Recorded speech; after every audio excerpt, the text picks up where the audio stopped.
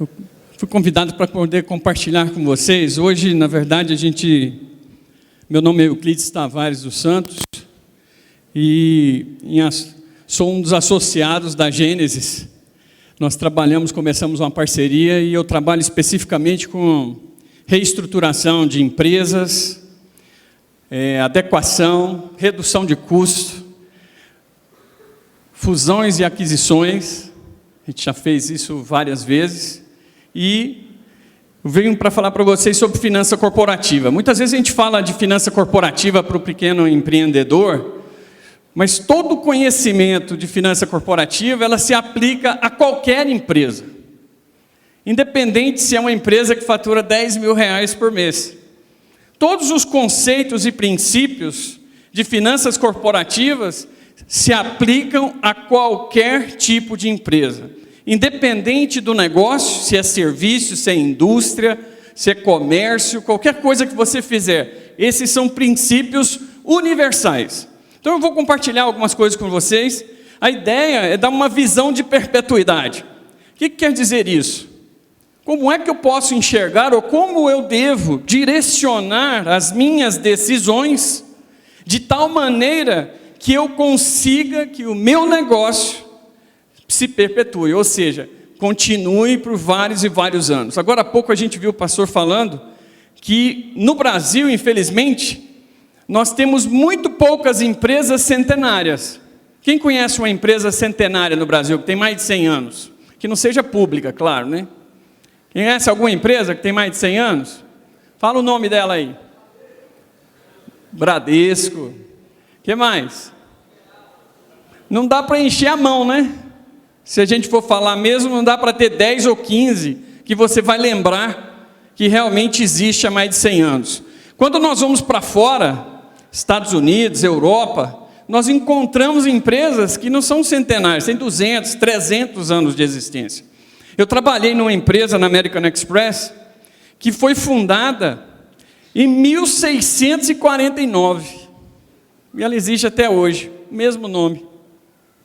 Então nós precisamos aprender a fazer isso no Brasil, de tal maneira que nós possamos perpetuar. Isso acontece em qualquer nível de empresa, independente se você quer ser uma grande empresa ou se você está satisfeito com o seu negócio, você precisa aprender para que isso direcione o seu trabalho. Bom, eu coloquei ali um pouco do currículo. Eu trabalhei fora do Brasil, estive fora do Brasil por 11 anos, trabalhei no Citibank, nasci em Goiânia, obviamente, formei em engenharia elétrica, fui para fora, fiz 2 mestrados lá, e comecei uma carreira internacional, morei na Colômbia, no Panamá, nos Estados Unidos, depois voltei para o Brasil, assumi uma das empresas aqui, exatamente que estava no processo de venda, me contrataram para que a gente pudesse estruturar o processo, fizemos a estruturação em 5 meses, vendemos a empresa para o grupo alemão e colocamos no padrão de empresa multinacional. E esse é o processo que a gente vem fazendo e trabalhando em diversas empresas, inclusive em Goiânia. Então eu vou falar um pouquinho de Brasil, porque eu acho importante a gente ter não dá para falar de finanças e de empresas sem a gente entender o nosso contexto. Então eu vou compartilhar de maneira rápida com vocês qual que é a nossa situação hoje. Então hoje nós vemos uma das coisas que vão impactar muito o Brasil nos próximos anos, é exatamente a melhoria da economia americana. Então a gente pode ver aqui que o número de empregos formais nos Estados Unidos, desde 2013, começou a crescer numa proporção muito grande. Por quê? Porque a economia começou a deslanchar. E a gente vê que a taxa de juros dos Estados Unidos, ela está praticamente zero. O que vai acontecer nos próximos meses? Essa taxa vai subir. Então, se a economia está bem, gerando emprego, e a taxa de juros subir lá, o que vai acontecer? Obviamente que investidores serão atraídos para os Estados Unidos. Então, o fluxo de recurso, de investimento, vai acontecer lá e vai, de certa forma, prejudicar os países emergentes, ou os países em desenvolvimento, como é o caso do Brasil. Estou mostrando isso para vocês porque a gente precisa entender. Outra coisa, o Brasil é uma fonte, um país exportador de commodity.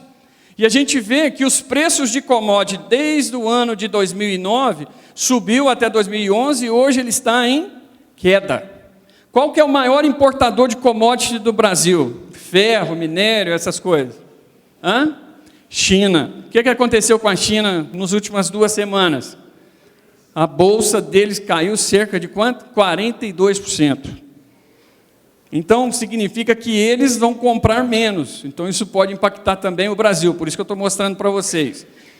A gente pode ver também que nós somos um país muito grande, muito forte dentro das Américas e do mundo.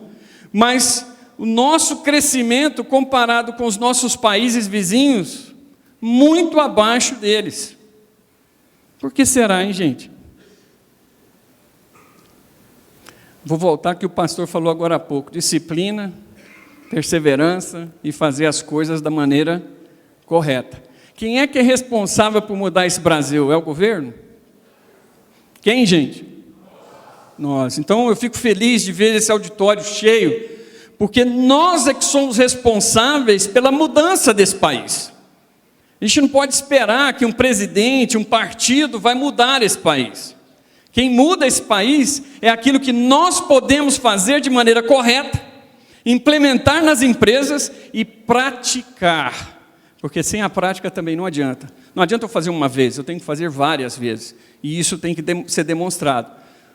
Outro fator importante é que o crescimento do Brasil vem decepcionando, a gente sabe disso. No ano de 2015, a gente já prevê aí quase 2% de redução do PIB. Estou mostrando isso para vocês entenderem que não é um processo que começou esse ano. A questão do Brasil já começou desde 2012. Só que ninguém divulgava. E algumas coisas foram feitas para que ninguém tomasse conhecimento.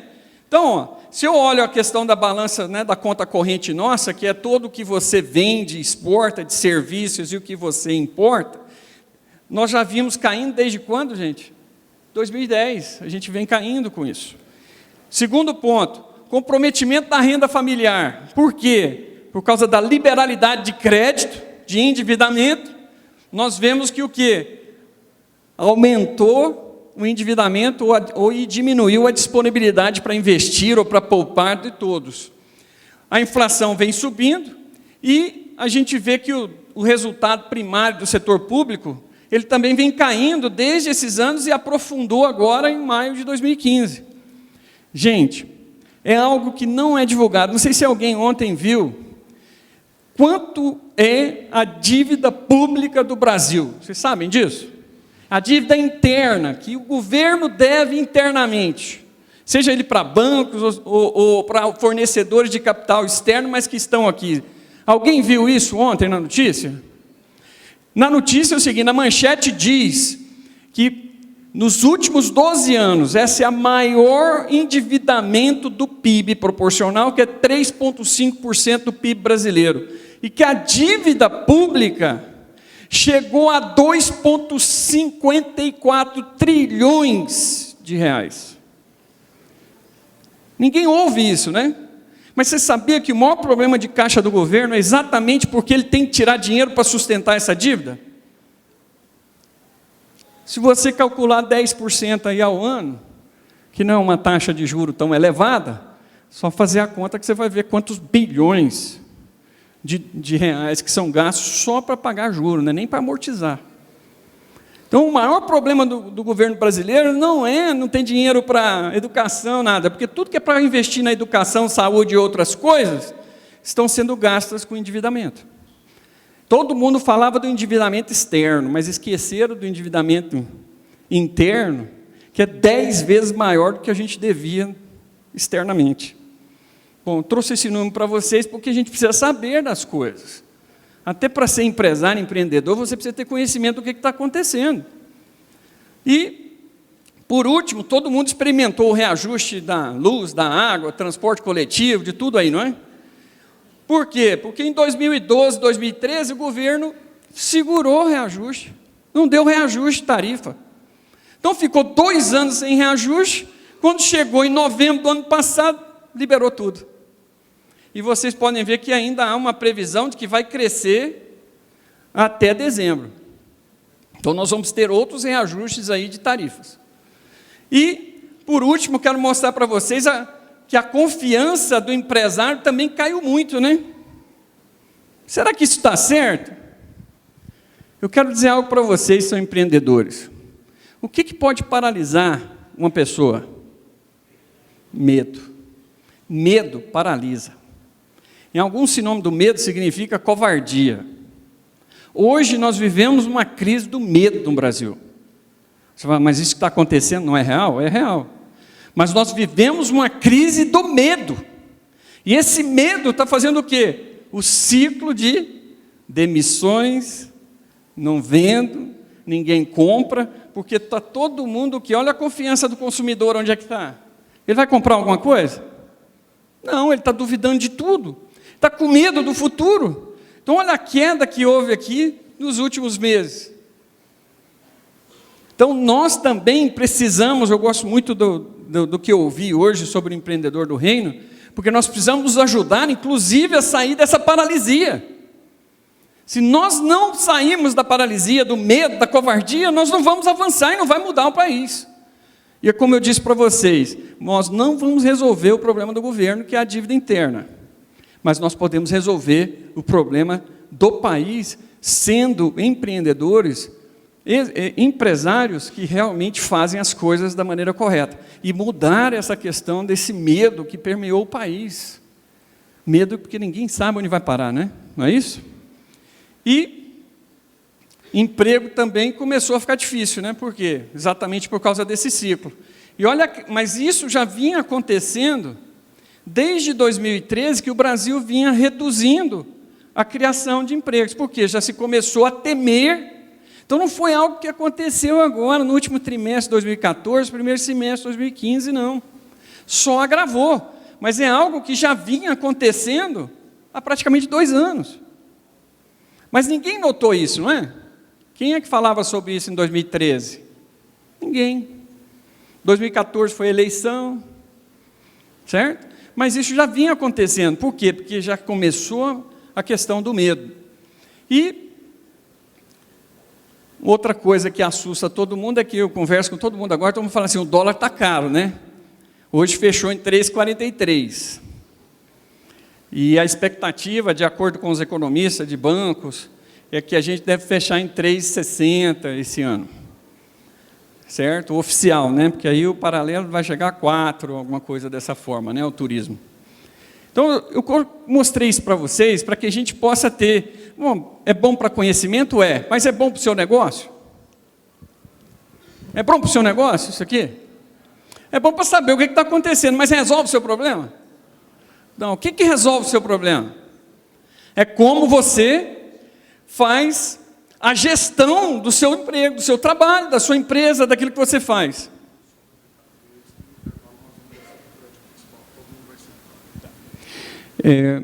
Bom, notícia boa para todos nós aí. No intervalo, nós vamos lá para o auditório principal, para que todos possam ficar sentados e participarem. Ok?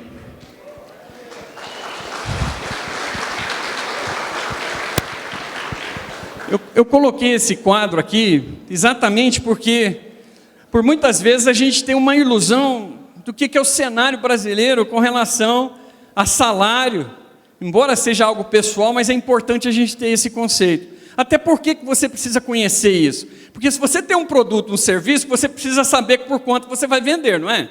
Você tem que determinar o preço dele. O preço dele precisa ser o quê? Acessível para o maior número de pessoas, não é assim? Quanto mais cliente você tem, mais você vende. Claro que você tem que analisar o crescimento, nós vamos falar um pouco sobre isso. Mas a gente vê nessa pesquisa que saiu em novembro de 2013, que nós temos 1% só da população que ganha acima de 13.560. Se a gente atualizar isso aí por mais 15%, nós estamos falando aí de 16 mil reais. Então, 1% da população brasileira ganha acima de 16 mil reais. Bom, então, meu foco como empreendedor, empresa pequena, média, eu tenho que focar em serviços onde eu possa atingir o quê? O maior número possível de clientes, de mercado. Então, não adianta a gente querer vender... sim, no Brasil está vendendo muita coisa, né? Carro importado, carro caro, né?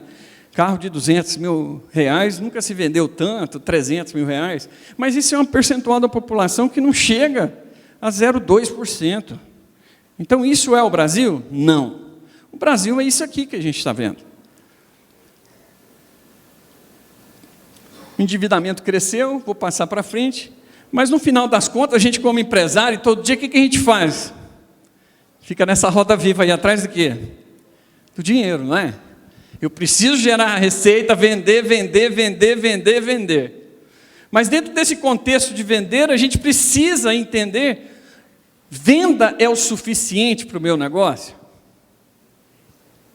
Será que venda, o total que eu vendo, é o suficiente para garantir a continuidade do meu negócio? Porque às vezes você está vendendo aí 100 mil reais por mês. Aí você fala assim, se eu vendesse 1 milhão, eu ficaria grande, ficaria rico e assim por diante, não é? Mas será que você tem condição de administrar essa diferença desse crescimento? Muitas empresas quebram porque cresceram muito rapidamente.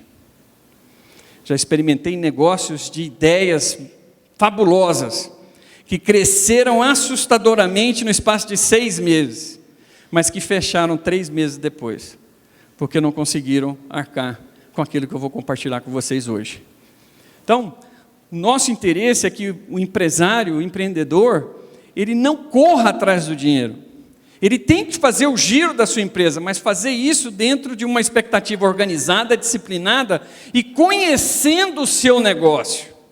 Porque muitas vezes o empreendedor ou o empresário acredita que ele conhece o negócio dele.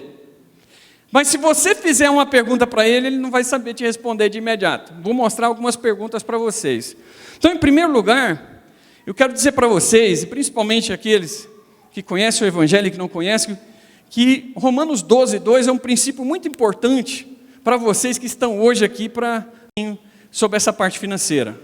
Primeira coisa que nós temos que fazer é quebrar um modelo mental. O que é esse modelo mental? O modelo mental do mundo. O que quer dizer isso? Eu preciso quebrar o modelo mental de que as coisas são feitas sempre com o propósito de ter. O que eu quero dizer com isso? Sua empresa começa a crescer, aí eu tenho que comprar um carrão. Aí a empresa cresceu mais um pouquinho, eu tenho que comprar uma casona. Não é assim? Para quê? Para mostrar que eu tenho sucesso, não é assim? Não é a nossa cultura brasileira, não é essa? Só é quem tem. Mas muitas vezes eu conheço muita gente rica que é muito simples e que não se pega muito a ter.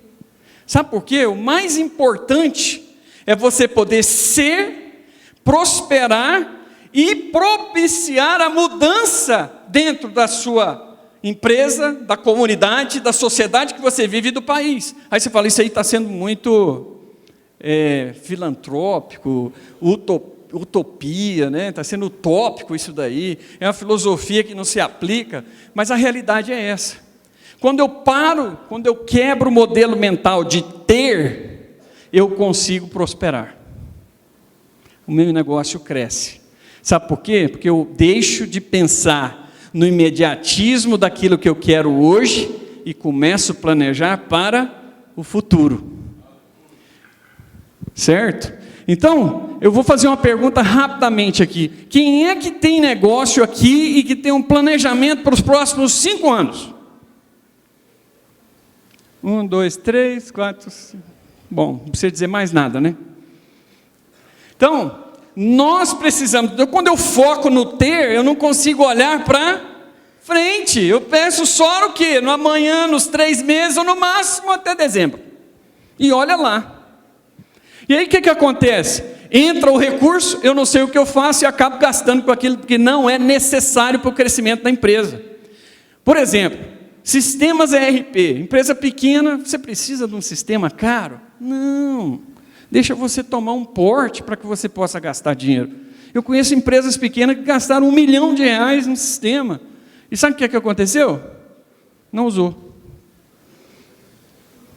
Então, planejamento, disciplina, colocação e principalmente quebrar esse modelo mental do ter vai possibilitar que você seja, que você cresça e que você prospere e que outros prosperem através de você. Então, quanto vale o seu negócio? Vou perguntar aqui. Quem é que sabe quanto vale o negócio que tem hoje? Todo mundo sabe. 3, né? Então estamos na mesma meta. Temos mais ou menos 5% que estão aqui, sabe quanto vale o negócio. Todas as vezes que eu vou fazer uma entrevista com um empresário, eu pergunto para ele, quanto vale o seu negócio? A maioria não sabe. Se você não sabe quanto vale o seu negócio, como é que você vai precificar ele? Como é que você vai conduzir ele para o futuro? De que maneira você vai estruturar o seu negócio se você não sabe quanto ele vale? Ah, mas eu não quero vender meu negócio. Mas tudo tem valor. Então eu preciso saber quanto vale o meu negócio. Para que eu saiba quanto vale o meu negócio, eu preciso também saber se eu tenho ele hoje ou não tenho, quanto é que ele deveria valer? Porque às vezes a gente faz uma avaliação, meu negócio vale R$1 milhão. Mas a hora que você vai valorizar, ou você pensa, não, mas meu negócio tinha que valer R$3 milhões. Como é que você sabe essa diferença? Como é que você faz para chegar a valer 3 milhões? Planejamento. Tem que organizar. Outra pergunta. Como você projeta ou projetaria o valor futuro do seu negócio? Se você não sabe, não pensa daqui 5 anos, você não sabe o valor. Você não sabe quanto você vai crescer, o que você precisa. Você não sabe de quanto você precisa de necessidade de capital de giro, que é o que mais quebra a empresa, é necessidade de capital de giro, não é empréstimo, não é venda, é necessidade de capital de giro. E por isso que nós precisamos conhecer um pouco de finanças e entender o que é capital de giro e necessidade de capital de giro. Então, todas as vezes, eu vou dizer isso para vocês, todas as vezes que a sua empresa cresce em venda, você precisa de mais capital dentro dela. Então, se você saiu de 500 mil para 1 milhão, você vai precisar da diferença para suportar essa venda. Se você não tiver dinheiro, o que acontece? Vai para o banco. Aí se endivida a alto custo. O que acontece depois? Acontece o que depois? Estou endividado, não é isso? Então, o planejamento de finanças corporativas é muito importante para que a gente possa... Eu mostrei um pouco aqui do que é um ambiente macro, mas o longo prazo e o curto prazo. Eu penso no longo prazo de tal maneira que eu vou dar sustentabilidade financeira para a minha empresa. E no curto prazo eu administro o quê? Capital de giro, que é o meu dia a dia. Então eu preciso planejar para que eu possa administrar hoje e saber como eu vou administrar amanhã. Então, dentro desse contexto, todo o processo de decisão dentro de finança corporativa é para aumentar a riqueza do dono da empresa. Ou seja, tem um sentido econômico. Eu quero maximizar a riqueza. É para ter? Não. Maximizar a riqueza para que o negócio possa prosperar, avançar e que você tenha os recursos para isso. Mas, infelizmente eu perdi aqui os efeitos, mas acontece em toda empresa o quê? Alguém se tem afinidade com essa primeira parte aqui? Aumentei as vendas, aumentei o faturamento, mas estou endividado e sem dinheiro.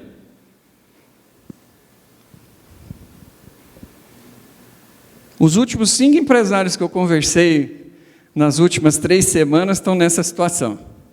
Por quê? Porque houve uma liberalidade de crédito no Brasil, tremenda. As pessoas cresceram, mas esqueceram que para crescer precisava ter dinheiro para sustentar. Aí recorreram a quem? A bancos. Bancos, no último ano, não sei se vocês viram também, que nunca se ganhou tanto juro em despesa financeira nos bancos como se ganharam no primeiro semestre do ano de 2015. Banco está emprestando, gente? Quem tomou empréstimo nos últimos dias em banco? Uma minoria. Por quê? Porque não está emprestando para ninguém. Bancos fecharam o crédito, mas em compensação, nos últimos 6 meses ganharam mais do que nos últimos 12 anos. Por quê? Porque desde o ano passado que eles subiram a taxa de juros, porque sabia que ia chegar num momento como esse, aumentar a lucratividade deles. Então, a grande resposta é, o que ocorreu? Falta de gestão financeira do seu negócio. Tem muita gente que fala assim, eu não gosto de número, eu não gosto disso. Mas a gestão financeira é muito mais importante, às vezes, do que a sua própria estratégia de venda. Porque se a estratégia de venda for muito agressiva e a sua gestão financeira não acompanhar, você vai quebrar. A gente chama isso de evento de liquidez, ou seja, vai à falência. Então, o ponto principal que a empresa, embora o objetivo seja econômico, de maximizar a riqueza do dono da empresa, a empresa vai à falência por um problema de liquidez, é financeiro. Por isso que é importante tomar conta do financeiro, porque o que quebra a empresa é falta de dinheiro, não é lucro não, viu gente? Lucro não garante a sustentabilidade de uma empresa. Vou dar um exemplo, eu morei nos Estados Unidos e a gente vê até hoje a Ford, a GM, tendo prejuízos astronômicos. Aí você fala, mas a empresa não quebrou? Bilhões de dólares, todos os anos. Mas por que ela não quebrou? Porque ela tinha caixa. Ela conseguiu juntar caixa. Ontem eu vi uma reportagem também, que uma das empresas mais poderosas hoje do mundo é a Apple. Vocês viram essa notícia? Ela tem 204 bilhões de dólares cash, dinheiro, disponível para compra de empresa, para investir. Dá para entender o que é isso? 204 bilhões de dólares disponíveis numa empresa? Por que será que a Apple está acumulando caixa, dinheiro? Sabe para quê? Porque eles vão adquirir empresas para dar salto e dar continuidade ao negócio deles. Então, para se crescer, precisa de caixa. Sem caixa, quebra. Então, todo modelo de decisão financeira, ela parte do resultado, onde o econômico é receita menos custo e despesa, eu tenho lucro. E o financeiro é para saber se eu o quê? Tem sobra ou falta de caixa, ou seja, se eu dou conta de cumprir com os meus compromissos. O dia que eu não dou conta de cumprir com os meus compromissos, quebrei. A empresa não vai para frente. Então, dentro desse contexto, toda decisão ou processo decisório dentro de uma empresa, ela passa. Onde eu vou aplicar os recursos e de que forma eu vou captar recursos. Essa decisão, ela passa exatamente entre dois processos e principalmente pelo financeiro, onde você define as suas políticas operacionais. O que é política operacional? Quanto você gasta de salário? Quanto que você gasta de insumo? Quanto que você gasta de material de limpeza ou expediente? Quanto você gasta de aluguel? Quanto você paga de IPTU? Vou fazer uma pergunta aqui. Quem é que tem a lista de todas as despesas da sua empresa do mês de julho e que tem isso projetado até dezembro? Bom, não preciso dizer mais nada. Então, todo o conceito, primeiro para ser empreendedor, gente, nós precisamos conhecer o negócio. Para conhecer o negócio, eu preciso ir a nível de detalhe de todas as... mas isso aqui foi só um cafezinho que eu comprei. Mas foi. Não está lá, você não está vigiando. Mas isso aqui foi só um papel toalha a mais que foi. Mas eu gostei tanto daquele espelho, pus o espelho lá. Precisava do espelho? Faltou dinheiro para pagar a conta de luz. De maneira muito simples isso. Eu falo isso para vocês que o meu dia a dia é só isso. Eu sou administrativo financeiro de um grupo aqui, presto serviço lá para eles, e meu dia a dia é só isso. É fluxo de caixa do dia, provisão de pagamento, projeção do mês, projeção até dezembro, projeção a 2016, 2017, 18 e 19. E eu tenho que fielmente, todos os dias, olhar isso, reestruturar, refazer e preparar para o futuro. Então, quando eu projeto, eu sei quando eu vou precisar de recurso. Aí eu vou saber o que eu vou fazer. Não, então se a venda cresceu, eu posso antecipar um recebível, cubro isso daqui. Ou eu posso tomar um capital de giro a custo mais barato, porque eu não estou endividado, então fica mais fácil para mim. Então, o planejamento financeiro é extremamente importante dentro da empresa. E a gente não pode ter aquela... Eu vou usar uma palavra aqui, eu peço perdão para todos vocês, mas normalmente a falta de disciplina é preguiça. Desculpa falar dessa forma. Porque dá trabalho, não dá? Ser disciplinado dá trabalho, não dá? Saber do detalhe dá trabalho. Mas eu não quero trabalhar, eu quero ganhar o dinheiro, eu quero ter, mas eu não quero descer ao nível de detalhe para que eu possa atingir o objetivo que eu quero. Qual é o seu? Vou deixar essa pergunta para vocês. Você que é empreendedor, é empresário, qual é o seu objetivo? Você precisa ter essa resposta primeiro. Quando nós vimos agora há pouco, todo projeto ele precisa ter uma visão, uma missão. Isso define qual é o objetivo do seu negócio. Se você não define o objetivo e traça perspectivas para que isso aconteça, raramente você vai ter o sucesso para atingir o que você quer. Então, eu já falei da perspectiva, todas as decisões elas estão exatamente dentro do aspecto de investimento e de financiamento. Então, decisões estratégicas elas envolvem investimento, ou seja, compra de máquina, compra de veículo, financiamentos e política de dividendos. O que é política de dividendos? Por que eu pus isso aqui? Pequena empresa, né? Microempresa, não pensa nisso. Mas a sua retirada tem que ser dividendo. Você tem que ter um dividendo. O meu salário, o meu prolabore deve ser exclusivamente para cobrir as minhas necessidades específicas. Qualquer coisa além das necessidades específicas tem que ser tratada como dividendo. Sabe por que tem que ser tratado de dividendo? Tem que saber se sobrou no fim do ano do lucro, do recurso que está lá para você poder retirar. Porque se você retirar desse valor, você perde a capacidade de investir, perde a capacidade de crescer e não vai ter o sucesso que você quer ter no seu negócio. Então, muitas vezes se confunde isso. Eu tenho um prolabore agora de 10 mil. Dá para pagar minhas despesas, ainda sobra um pouquinho para me poupar. Mas aí a minha empresa dobrou a receita. Nossa, está sobrando mais no caixa. Acho que agora não vai ser 10 mil, não, vai ser 20. Eu nem preciso dos 20, mas agora eu vou usar os 20, porque aí eu quero fazer isso, quero comprar um carro, quero viajar para os Estados Unidos, lá para Orlando, quero ir para a Europa. Aí cresceu mais um pouquinho, não guardou, não olhou a necessidade de capital de giro. Não, agora eu vou passar a 30. Depois de um ano ele acordou e falou assim, nossa, sabe aqueles 150 mil que eu tirei da empresa? Eu perdi em competitividade, não vou dar condição de avançar da maneira que eu queria e ter o sucesso que eu quero na empresa. Então é muito importante se planejar isso. Eu não, claro, obviamente que hoje eu estou dando algumas referências para vocês, mas tudo isso que eu estou te falando se aprende. Habilidades que podem ser aprendidas e praticadas todos os dias. E toda decisão ela busca valor econômico, que é você ter um lucro maior do que o custo de capital. Sabe o que é custo de capital, gente?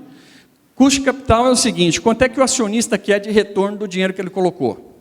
Então vamos supor que você colocou 100 mil na empresa. Quanto é que você espera de retorno?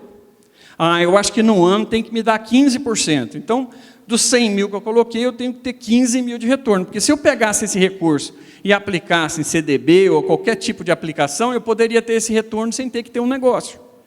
Então, você tem que ter uma expectativa de quanto que é o retorno daquilo que você investiu na sua empresa. E isso chama custo de capital. E tudo que você faz na operação tem que garantir um resultado maior do que a sua expectativa de retorno. Então, se eu gastei 100 mil para que a empresa funcionasse, eu preciso ter um lucro operacional que tem que ser no mínimo o quê? Se é 15%, no mínimo 15 mil, mas ele tem que ser maior, que ele tem que ser o quê? 20 mil para compensar o investimento que você fez. Quem é que faz essa conta? Ninguém, né? A gente precisa ter isso na cabeça. A gente precisa ter a certeza de que se eu coloquei 500 mil numa empresa, eu preciso saber quanto é que é a minha expectativa de retorno. E eu preciso conhecer o negócio para saber se esse negócio vai dar o retorno que eu quero. Esses dias eu até comentei com a minha esposa, que eu passei e vi uma empresa nova de picolé, porque está uma moda aí, né, daquelas paleterias, não é? Aqueles negócios mexicanos aí. E se colocou num lugar que eu falei assim, gente, ele não fez uma análise do mercado, não. Porque à noite ele não tem cliente. Fim de semana ele não tem cliente. Não vai durar 6 meses.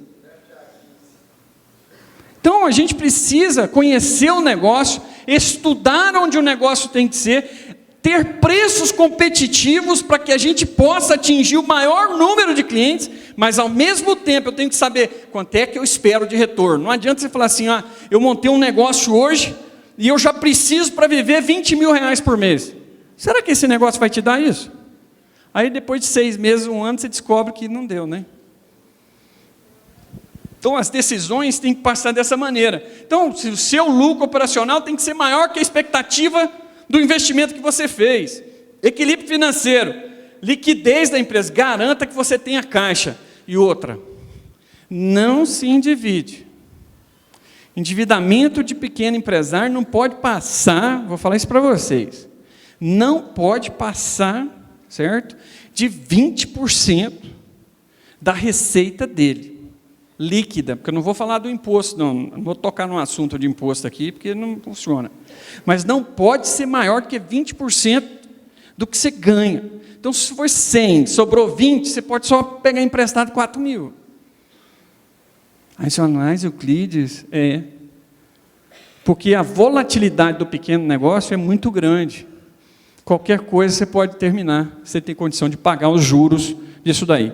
E hoje, vou fazer uma pergunta, quem é que sabe quanto é que está o juro médio hoje para empréstimo de capital de giro em banco? Quanto está, gente?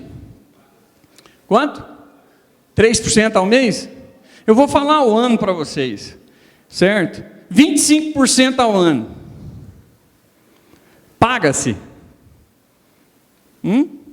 Alguém fala assim, não, vou pegar 100 mil no banco que eu vou abrir um negócio. Seu negócio, só de juro, não estou falando nem da amortização do valor. Você precisa gerar mais de 25 mil no ano. Certo? Senão você não paga nem o juro. Está vendo a dificuldade que a gente precisa planejar realmente? E o econômico, o investimento. E uma coisa que ninguém preocupa, eu já falei agora, que é o nível de endividamento da empresa. Quanto maior o nível de endividamento, maior é o risco de você quebrar. E isso acontece na vida pessoal. Daqui a pouco o Aigo vai falar um pouco mais sobre isso.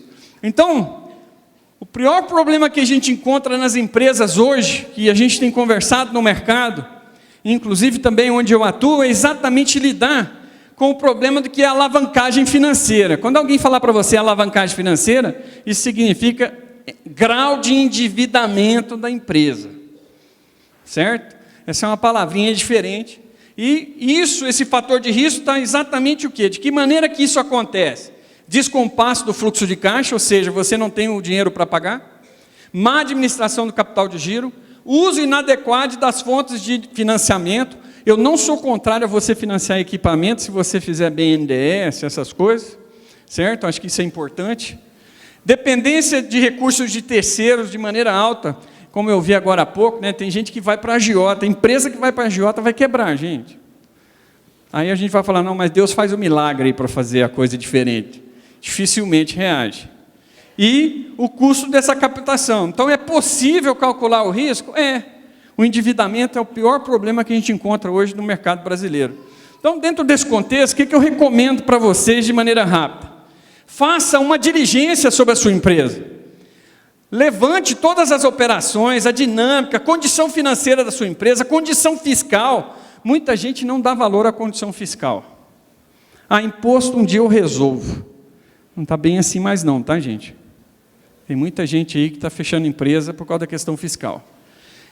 Levante o entendimento do que são as estratégias suas de venda. Isso aqui você precisa fazer do seu negócio. Senta, faz essas perguntas, responde isso, vai a nível de detalhe do que está acontecendo. Você quer melhorar o seu negócio? Conheça o seu negócio. Vá a nível de detalhe. Segundo passo é você fazer uma avaliação do seu negócio. Você precisa projetar o seu negócio. Você precisa entender o seu negócio, pelo menos no horizonte de 3 anos. O que você está esperando? O que você quer fazer? Mediante aquelas definições estratégicas que você levantou no início. E colocar isso de tal maneira que você desenhe o modelo financeiro que você precisa. Para mim crescer nesse número, em 2016, eu vou precisar de pelo menos mais 50 mil reais para a empresa poder se sustentar, sem que eu tenha que me endividar. E faça uma avaliação mesmo, tem uma série de ferramentas que você identifica o valor do seu negócio, análise de múltiplo, e principalmente, com essa aplicação de ferramentas da finança corporativa, você pode identificar quanto vale o seu negócio. Isso é prática, não é difícil de fazer, e isso é conhecimento público. E faça um relatório do seu negócio. Sabe o que acontece com a maioria das empresas? Por que elas pagam um juro muito alto? Porque quando elas vão no banco, elas não sabem dizer o que é o negócio, o que elas vão fazer com o dinheiro, aonde ela vai chegar daqui 1 ano, 2 anos. E aí sabe o que acontece? Você leva o risco, a taxa de juros é maior. Ou às vezes não consegue um empréstimo governamental para você tocar o seu negócio a juros subsidiado, porque você não tem um plano. Então esse relatório é algo que você mesmo pode fazer para identificar o que você precisa e de que maneira você vai vender a sua empresa. Vender a empresa não é vender o produto ou vender o serviço da empresa, não. É vender o seu negócio. Por isso que essas 3 etapas são importantes. Você precisa saber vender o seu negócio. Não é vender o produto. Sabe por quê? Essa empresa que eu falei para vocês, que eu trabalhei de 1649, ela se reinventou várias vezes. Quando não existia cartão de crédito, ela descobriu o cartão de crédito. E depois ela se reinventou para ser a maior empresa, uma das maiores empresas do mundo de pagamentos. Não é nem o uso de cartão de crédito, é pagamento. Ganha dinheiro com pagamento. Hoje a gente vive o cartão de débito. Então, eu quero terminar porque você também precisa fazer isso daqui que é do seu negócio, para que você possa vender o seu negócio. E por último, eu quero dizer para vocês e a todos os irmãos que em Provérbios 2:6 diz o seguinte, que toda sabedoria, entendimento e conhecimento vem da boca de Deus. Então todo conhecimento vem dele. Ele é que capacita, ele é que leva você a prosperar e viver coisas que muitas vezes você achou que você não tinha capacidade. E até mesmo para te ajudar a aprender tudo isso que eu falei para vocês, para buscar aprender e aplicar isso. Obviamente que para fazer finanças corporativas a gente tinha que fazer pelo menos 1 ano de matéria para poder entender tudo isso. Mas isso está aberto para todos vocês. Espero que a gente possa fazer um seminário diferente. E, como eu falei para vocês, eu quero encerrar. O importante teste na mordomia não é o que o seu dinheiro está fazendo por você, ou seja, ter, mas o que o dinheiro está fazendo de você. Então lembre disso. Quebrar o modelo mental do ter, pensar no ser, e o dinheiro trabalha para você, e não você é escravo do dinheiro. Boa noite, gente. Obrigado.